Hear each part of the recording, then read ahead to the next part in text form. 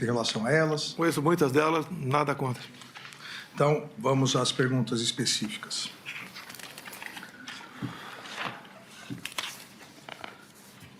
Eu inicio aqui indagando ao ex-presidente Jair Bolsonaro. Eu vou fazer de forma cronológica. No dia 5/7/2022, a reunião ministerial, que já foi várias vezes aqui citado, uma vez que outros réus do Núcleo 1 participaram, o ex-ministro da Justiça Anderson Torres, Paulo Sérgio Nogueira, o ex-ministro da Defesa, e Augusto Heleno, também o ex-ministro da Casa, do GSI. O senhor, e essa é uma das imputações feitas pela Procuradoria-Geral da República, a narrativa, a construção da narrativa e reiteração da narrativa de deslegitimar a justiça eleitoral, as eleições e as urnas eletrônicas, acusando constantemente, de forma permanente, que havia fraude nas urnas eletrônicas. E nessa reunião do dia 5 de julho, nessa reunião ministerial, em vários momentos, o senhor se refere assim. Então, eu vou citar alguns momentos. Que as eleições, as pesquisas estão exatamente certas, diz o senhor, de acordo com os números que estão dentro dos computadores do TSE, né? Ainda, entre aspas. Está a notícia hoje na imprensa, o Fachin, à época presidente do Tribunal Superior Eleitoral, o Fachin assinou um acordo aí com outros países para vir fiscalizar a eleição. Olha, com todo o respeito a todos vocês aqui, vocês agora irem fiscalizar as eleições, a minha avó, o João das Couves, um marciano, não vai descobrir nada. É tudo perfumaria. É como aquela pessoa que se maqueia muito bem para se parecer bonita, né? Mas se der uma chuvinha, vai tudo por terra. É o que está acontecendo no Brasil.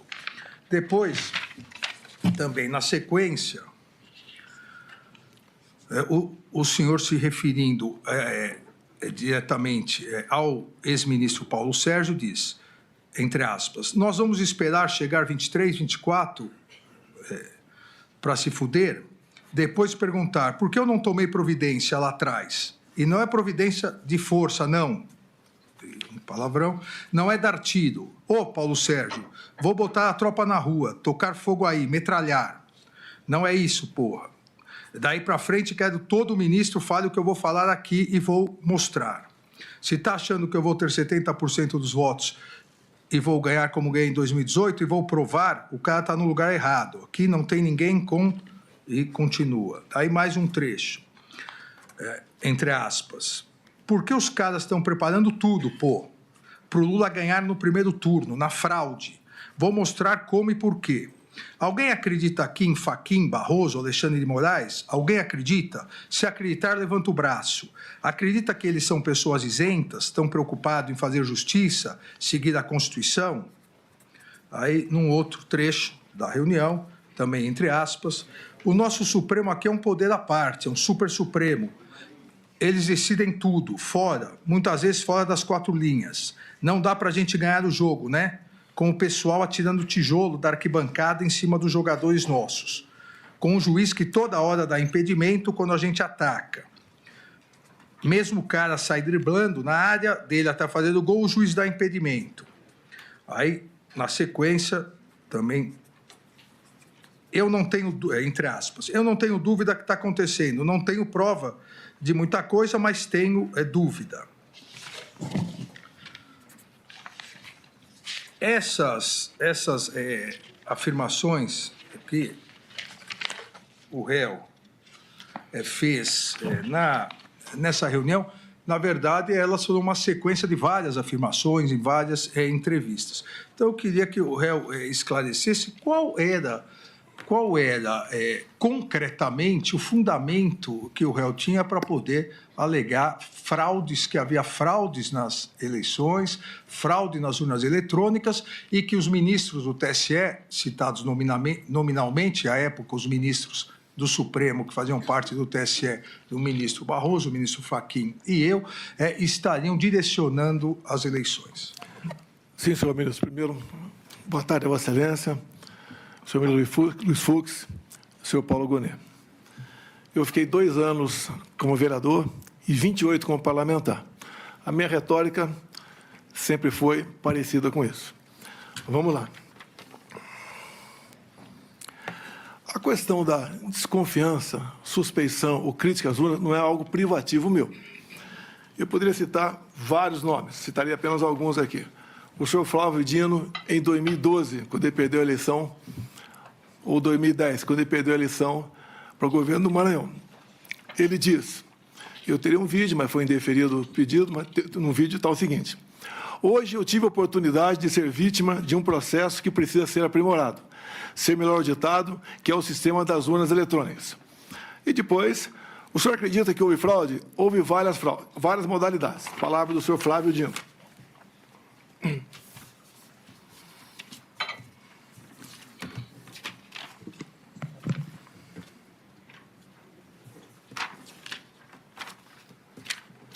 Depois também, curiosamente, uma outra inserção no horário eleitoral gratuito do senhor Carlos Lupe. Por que curiosamente? Foi ele que entrou com uma ação no TSE pela minha inelegibilidade, por crítica às urnas eletrônicas. Ele falava em fraude. Mas numa dessas inserções, aproximadamente 30 segundos, que até hoje está no Facebook dele, ele termina dizendo o seguinte: sem a impressão do voto, não há possibilidade de recontagem. Sem recontagem, a fraude impera.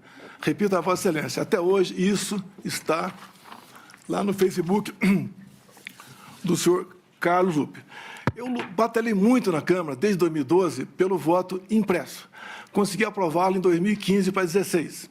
A senhora Dilma Rousseff vetou, a proposta voltou para o Congresso, só na Câmara nós derrubamos o veto, com votos do PT, inclusive. No Senado, algo parecido, também derrubamos o veto. Fiquei feliz que teríamos, em 2018, o voto impresso.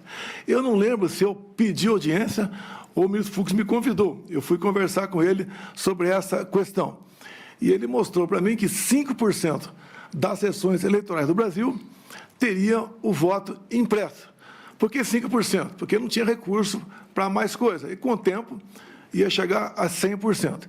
Fiquei muito feliz, agradecer ao ministro Fux, me tratou muito bem.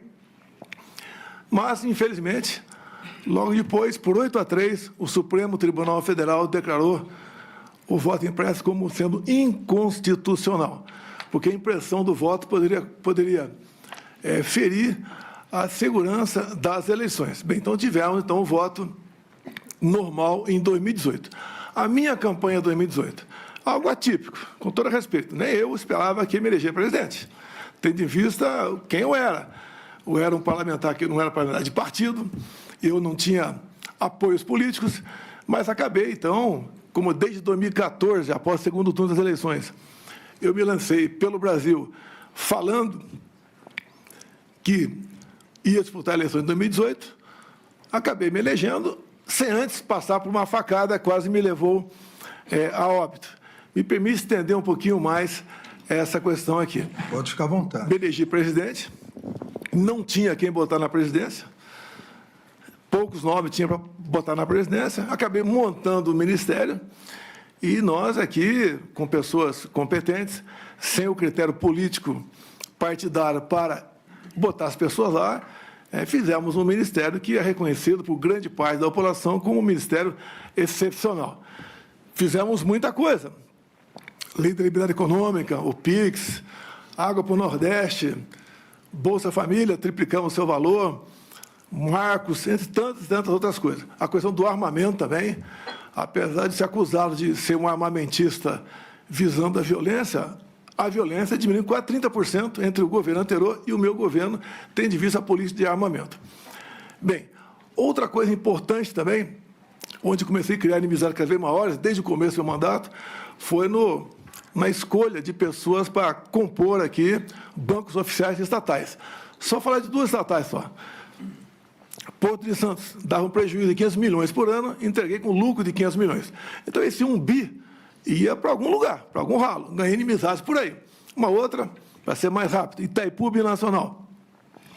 Chegamos lá, botei o senhor Silvio Luna como presidente da estatal, e ao longo de 4 anos, nós reduzimos a tarifa em dólar de 45%, e uma empresa que era conhecida apenas por gerar energia, que ela fez a mais? Fez a segunda ponte com o Paraguai, uma ponte com 170 metros de vão. Começamos a fazer a segunda ponte Porto Mutinho. Alongamos em 600 metros o aeroporto de Foz do Iguaçu. Mais ainda, atendemos com pequenas obras de infraestrutura mais 50 municípios no entorno da bacia. Asfaltamos a Transboiadeira, 43 quilômetros. Fizemos o acesso aos aeroportos. Ou seja, sobrou dinheiro para fazer muita coisa lá. E, obviamente, isso, no passado, a tarifa era cheia e nem obra era feita e era usado à vontade esse recurso. Por que à vontade? Porque é uma empresa que não é auditada pelo TCU por ser binacional. O que os conselhos decidem está decidido e ninguém toca mais no assunto. Então, quando a gente começa a tapar os ralos da corrupção, aparece uma enormidade de pessoas que vão contra a gente. Eu não cortei recurso para a imprensa por ser malvado. É que eu fui o único presidente, senhor ministro, o único que tinha um teto de gasto pela frente. Eu não podia gastar mais do que aquilo, diferentemente do que acontece agora, do que acontecia antes de mim. Ganhei também, então, uma antipatia enorme da imprensa contra a minha pessoa. E também a questão das pautas dos costumes, né? Eu sou católico, minha esposa é evangélica, e eu sempre preservei a família e a inocência de criança em sala de aula. Mais um foco de atenção contra a gente. E até do próprio Supremo Tribunal Federal, respeitosamente, eu tinha pelo menos uma ação por semana para me explicar em 24 ou 48 horas o porquê daquilo. Mas faz parte da regra. Vossa Excelência, o senhor ministro Fux, aqui do Supremo, não me viram desrespeitar uma só ordem do senhor. Não me viram em nenhum momento eu agi contra a Constituição. Eu joguei dentro das 4 linhas o tempo todo. Muitas vezes me revoltava, falava palavrão, me revoltava, tá? Falava o que devia falar, sei disso, mas, no meu entender, fiz aquilo que tinha que ser feito. Quanto à providência na questão das eleições aqui, eu deixo claro a Vossa Excelência, as Forças Armadas não se miscuíram na política. E nem eu, como presidente, também fiz o mesmo. O senhor ministro Barroso, enquanto presidia o TSE, criou a Comissão de Transparência Eleitoral e colocou lá dentro, entre outras instituições, as Forças Armadas. O que eu falei para o ministro da Defesa? Já que colocaram a gente aqui, vamos fazer o melhor possível para auxiliarmos o TSE para que a eleição seja mais clara e transparente possível. No tocante àquela reunião de julho, onde alguns falam que reunião do golpe com 20 plaquinhas na frente das pessoas, mas 40 pessoas assistiam. Vossa Excelência falou ali que dos 70%. Coincidência, talvez, ministro? Eu complementei. Vão aparecer 49. Apenas uma coincidência. Não tinha prova de nada no tocante. Esse é um desabafo meu, com toda certeza. Dúvida sobre eleições. Aqui eu tenho um documento aqui da Associação Nacional dos Peritos Criminais Federais. Diz logo na entrada aqui: as fragilidades das urnas eletrônicas sem o voto impresso.